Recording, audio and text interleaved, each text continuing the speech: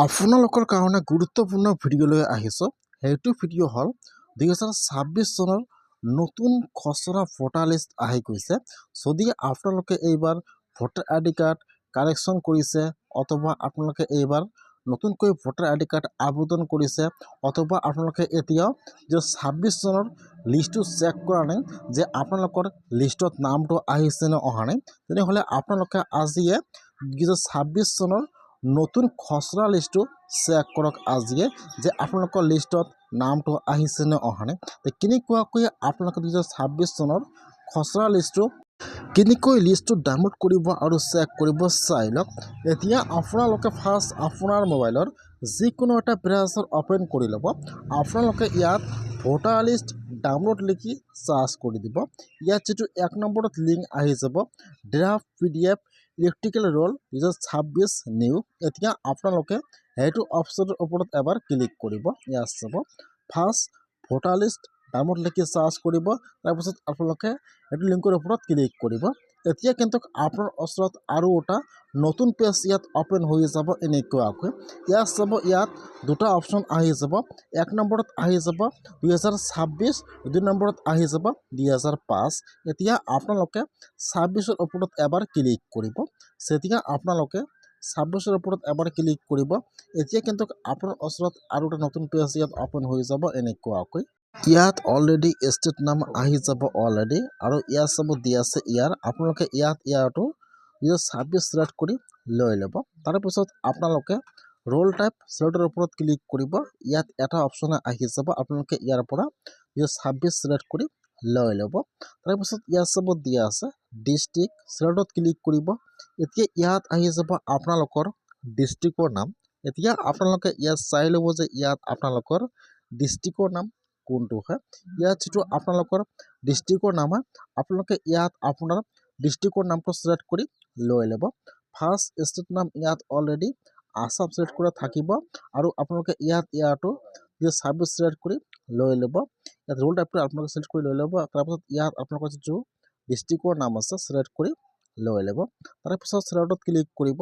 ইয়াত আহি যাব আপোনালোকৰ এছেম্বলিৰ নাম। এতিয়া আপোনালোকে ইয়াত চাই ল'ব যে ইয়াত আপোনাৰ এছেম্বলিৰ নাম কোনটো হয়।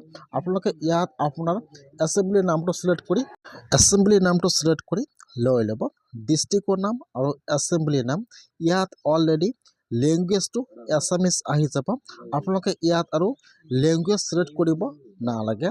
আৰু ইয়াত চাব দিয়া আছে কেপচা। এতিয়া আপোনালোকে ফাৰ্ষ্ট ইয়াত কেপচাটো বহাই নিদিব।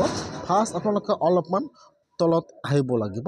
ইয়াত আহি আপোনালোকে যিটো আপোনাৰ চেণ্টাৰৰ নাম আছে, আপোনালোকে ফাৰ্ষ্ট ইয়াত আপোনাৰ চেণ্টাৰৰ নাম কোনটো হয় ইয়াত চিলেক্ট কৰিব লাগিব। সেইকাৰণে আপোনালোকে ইয়াত চাব দিয়া আছে, অলপমান তলত আহি যাব। ইয়াত যিটো আপোনাৰ চেণ্টাৰৰ নাম আছে, আপোনালোকে আপোনাৰ ভোটাৰ আই ডি কাৰ্ডৰ পিছফালে তাত কিন্তু ইয়াত আপোনালোকৰ নামটো দিয়া থাকিব। এতিয়া আপোনালোকে ইয়াত চাই ল'ব যে ইয়াত আপোনাৰ চেণ্টাৰৰ নাম কোনটো হয়, ইয়াত দিয়া থাকিব। এনেকৈ আপোনালোকে ইয়াৰ পৰা চিলেক্ট কৰি ল'ব লাগিব। যদি ইয়াত নাহে, ইয়াত চাব চাৰ্চৰ অপশ্যন দিয়া আছে। যিটো আপোনাৰ চেণ্টাৰৰ নাম আছে আপোনালোকে ইয়াত লিখি চাৰ্চ কৰিব। চেণ্টাৰৰ নামটো লিখি চাৰ্চ কৰিব। ইয়াত এনেকুৱাকৈ আহি যাব। আপোনালোকে ইয়াত চালে ইয়াত আপোনাৰ চেণ্টাৰৰ নামটো ফাৰ্ষ্ট চিলেক্ট কৰি ল'ব লাগিব। ইয়াত চাব লিখি চাৰ্চ কৰি দিব। ইয়াত আহি যাব এনেকুৱাকৈ। এতিয়া আপোনালোকে ইয়াত চাই ল'ব যে এইটো আপোনাৰ চেণ্টাৰৰ নাম হয় নে নহয়। এতিয়া আপোনালোকে আপোনাৰ চেণ্টাৰৰ নামটো চিলেক্ট কৰি লৈ ল'ব। তাৰপিছত অলপমান ওপৰত আহি যাব। ইয়াত যি কেপচা আহিছে, এতিয়া আপোনালোকে ইয়াত কেপচাটো বহাই দিব। কেপচাটো বহাই দি ইয়াত চাব দিয়া আছে ডাউনলোড চিলেক্ট PDF। এতিয়া আপোনালোকে কেপচাটো বহাই দি ডাউনলোডৰ ওপৰত ক্লিক কৰিব। যেতিয়া আপোনালোকে ডাউনলোডৰ ওপৰত ক্লিক কৰিব, এতিয়া কিন্তু পেজটো ইয়াত এনেকুৱাকৈ আহি যাব। আপোনালোকে অলপমান ৱেইট কৰিব লাগিব। ইয়াত দেখুৱাই দিব ষ্টেটাছ প্ৰগ্ৰেছ। এতিয়া আপোনালোকে অলপমান ৱেইট কৰিব। এতিয়া কিন্তু আপোনাৰ মোবাইলত 2026 চনৰ খচৰা ভোটাৰ লিষ্টটো আপোনাৰ মোবাইলত ডাউনলোড হৈ যাব। ইয়াত চাব PDFটো এতিয়া আপোনাৰ মোবাইলত ডাউনলোড হৈ যাব। এতিয়া আপোনালোকে অপেনত ক্লিক কৰিব, PDFত ক্লিক কৰিব।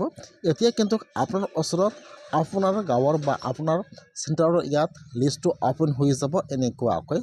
ইয়াত চাব ইয়াত এতিয়া আপোনালোকে লিষ্টটো চেক কৰিব লাগিব যে আপোনালোকৰ লিষ্টত নামটো আহিছে নে অহা নাই। যদি আপোনালোকৰ নামটো লিষ্টত আহিছে তেনেহ'লে কিন্তু আপোনালোকে একো চিন্তা কৰিব নালাগে। আৰু যদি আপোনালোকৰ নামটো লিষ্টত অহা নাই তেনেহ'লে কিন্তু আপোনালোকে আৰু আপোনালোকৰ ডকুমেণ্ট জমা কৰিব লাগিব আপোনাৰ পঞ্চায়ত অথবা আপোনালোকৰ বিএলঅ'ৰ ওচৰত, আপোনালোকৰ নামটো এড নহ'ব, আপোনালোকে ডি ভোটাৰ হৈ যাব। সেইকাৰণে যদি আপোনালোকে এতিয়া লিষ্টটো চেক কৰা নাই, আপোনালোকে এনেকুৱাকৈ লিষ্টটো চেক কৰিব যে আপোনালোকৰ লিষ্টত নামটো আহিছে নে অহা নাই। এইটো হৈছে 2026 চনৰ নতুন খচৰা ভোটাৰ লিষ্ট। আপোনালোকে ডাউনলোড কৰি আৰু চেক কৰিব যে আপোনালোকৰ নামটো আহিছে নে অহা নাই।